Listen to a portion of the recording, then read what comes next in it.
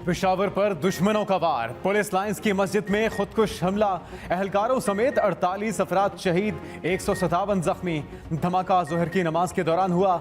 हमलावर पहली सफ में मौजूद था। भारी धमाकेखेज मवाद इस्तेमाल किया गया। शिद्दत इतनी थी कि पूरा इलाका हिल उठा। मस्जिद और उससे मुत्तसिल कैंटीन की छतें गिर गईं। दर्जनों अफराद दब गए। मलबा हटाने के लिए क्रेनें मंगवाना पड़ी। पुलिस लाइंस में 3 से 4 चेक पॉइंट्स मौजूद थे। मस्जिद का हॉल और सहन तक का हिस्सा शहीद हुआ। सीसीपीओ पेशावर के मुताबिक धमाके में बिल्डिंग गिराने वाला मवाद इस्तेमाल हुआ। मस्जिद में तकरीबन 300 के करीब नमाजी मौजूद थे। इमाम मस्जिद भी शोहदा में शामिल। शोहदा की नमाज जनाजा पुलिस लाइंस में अदा। धमाका होते ही हर सू तबाही फैल गई। चीखों पुकार मच गई। मलबे तले दबे अफराद मदद के लिए पुकारते रहे। धमाके के फौरी बाद पुलिस लाइंस का मरकजी दरवाजा बंद कर दिया गया। आला पुलिस अफसरान मौके पर पहुंचे। फौरी इमदादी कार्रवाइयों का आगाज किया गया। पुलिस लाइन के 2 गेट हैं। 10 से 15 एहलकार ड्यूटी पर तैनात होते हैं। एक गेट आम लोगों और दूसरा पुलिस ऑफिसर्स के लिए है। धमाके के बाद पेशावर के तमाम अस्पतालों में इमरजेंसी नाफिज कर दी गई। मलबे तले दबे अफराद को निकालने के लिए ऑपरेशन कई घंटे जारी रहा। कंक्रीट की छत में सुराख करके दबे अफराद तक पहुंचा गया।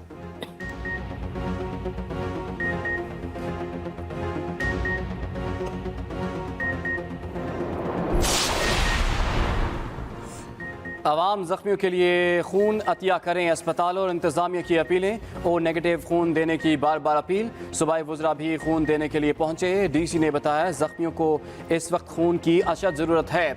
उनकी ज़िंदगियां आवाम की एहतियात से जुड़ी हैं। वज़ीर आज़म शहबाज शरीफ ने भी खून की एहतियात देने की अपील की। कारकुनों को फौरी अस्पतालों में पहुँचने की हिदायत दी।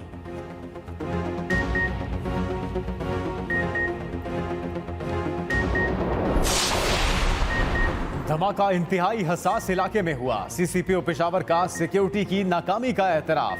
पुलिस लाइंस के साथ कई अहम इमारतें मौजूद। अकब में ही सीटीडी का दफ्तर, governor house, civil secretariat, KP assembly, Peshawar high court, central jail, DC office भी इसी इलाके में। जीटी रोड को बाला हिसार के करीब से हर किस्म की ट्रैफिक के लिए बंद कर दिया गया।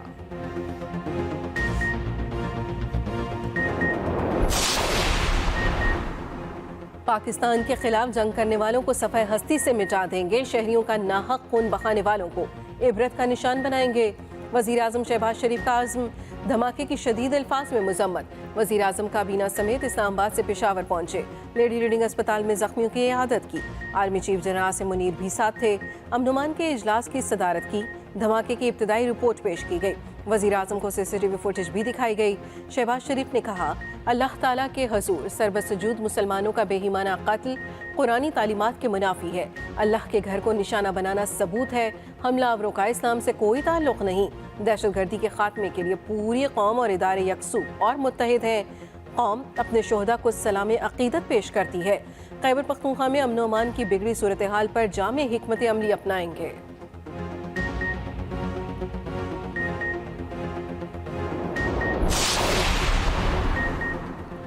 वज़ीर आज़म शहबाज शरीफ धमाके पर शदीद बरहम। IG KP से पूछा, खुदकुश हमलावर कैसे पुलिस लाइंस में दाखिल हुआ? पुलिस लाइंस में दाखिले का एक ही गेट है, हमलावर आया कहाँ से? IG मुअज़्ज़म जा अंसारी ने जवाब दिया, पुलिस लाइंस में फैमिली क्वार्टर भी हैं।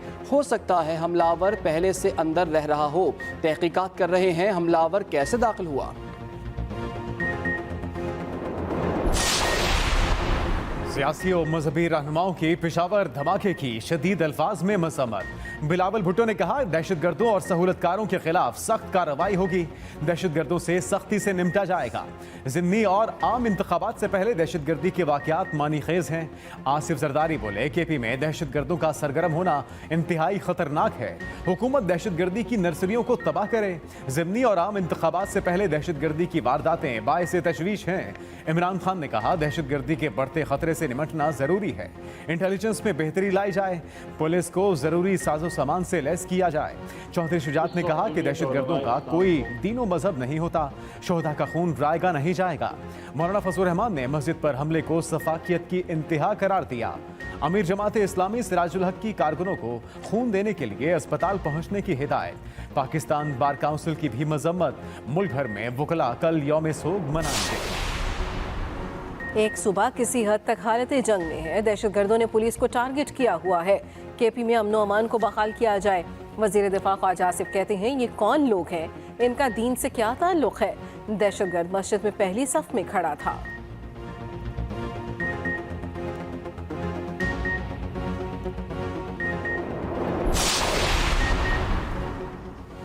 सवाबी में तबाही का मंसूबा नाकाम बना दिया गया। CTD का एक्शन, 2 खुदकुश हमलावरों ने खुद को धमाके से उड़ा दिया। हिंड के इलाके में खुफिया इतला पर कार्रवाई की गई। दहशतगर्दों ने एहलकारों को देखते ही फायर खोल दिए। इलाका काफ़ी देर तक गोलियों की आवाज़ों से गूंजता रहा।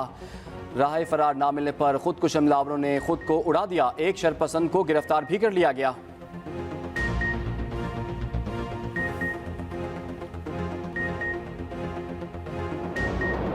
बना है, आसिफ जरदारी इसके पीछे है, करप्शन का पैसा इसके पास बेतहाशा है।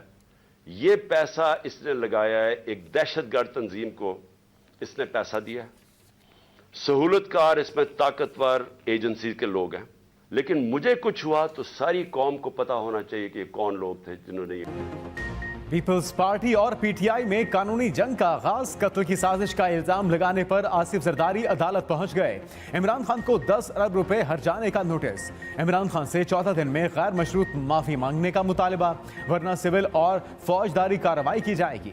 नोटिस के मुताबिक इमरान खान के झूठे बयान से आसिफ जरदारी की साख को नाकाबिले तलाफी नुकसान पहुंचा। उधर इमरान खान के कत्ल की साजिश का इल्जाम लगाने के खिलाफ शिकायत पर शेख रशीद थाने तलब। शहरी की जानिब से मुकदमा दर्ज करने की दरखास्त दायर की गई।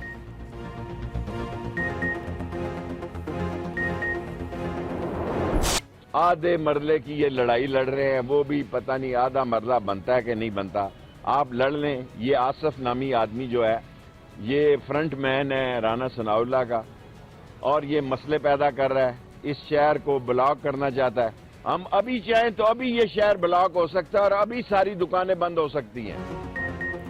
लाल हवेली सील होने के बाद डी सील। रावलपिंडी में महकमा मतरूका वक्फ इमलाक की पुलिस के साथ कार्रवाई। लाल हवेली के तमाम दाखिली दरवाजों पर सरकारी ताले लगा दिए गए। 7 यूनिट्स को सील किया गया। कार्रवाई के वक्त शेख रशीद मौजूद न थे। शेख रशीद CCTV कैमरों की कार्रवाई बराह रास्त देखते रहे। सरबराह अवामी मुस्लिम लीग ने लाल हवेली सील करने का इक़दाम चैलेंज किया। लाहौर हाई कोर्ट पिंडी बेंच ने समाअत के बाद फौरी डी सील करने का हुक्म दिया।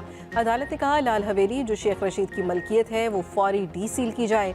प्रॉपर्टी के बाकी हिस्सों का महकमा असर-ए-नौ 15 दिन में साइल को सुनकर फैसला करे। मीडिया से गुफ्तगू में शेख रशीद ने कहा, अदालत ने अच्छा फैसला दिया। लाल हवेली पर शबखून मारा गया। शेख रशीद खुद लाल हवेली पहुंचे। बालकनी में खड़े होकर कारकुनों को हाथ भी हिलाया। कहीं बादलों की चाल तो कहीं सफेद मोतियों की बरसात। पंजाब के मुख्तलिफ शहरों में जमकर बारिश। लाहौर, गुजरांवाला, बहावलनगर समेत मुख्तलिफ शहरों में अब्र रहमत।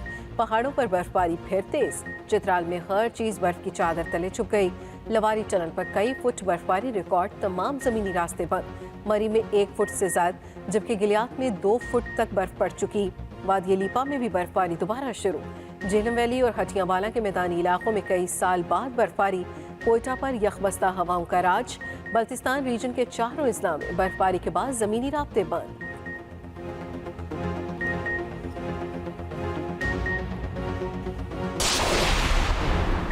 शाहिद आफरीदी का क्रिकेट को सियासत से अलग रखने का मशवरा। कहा, पाकिस्तानी टीम को ऑलराउंडर्स की जरूरत है। टीम की ऑनलाइन कोचिंग की बात समझ से बाहर है। सिर्फ गैर मुल्की कोच ही क्यों जरूरी है? पाकिस्तान में भी काबिल और अहल लोग हैं।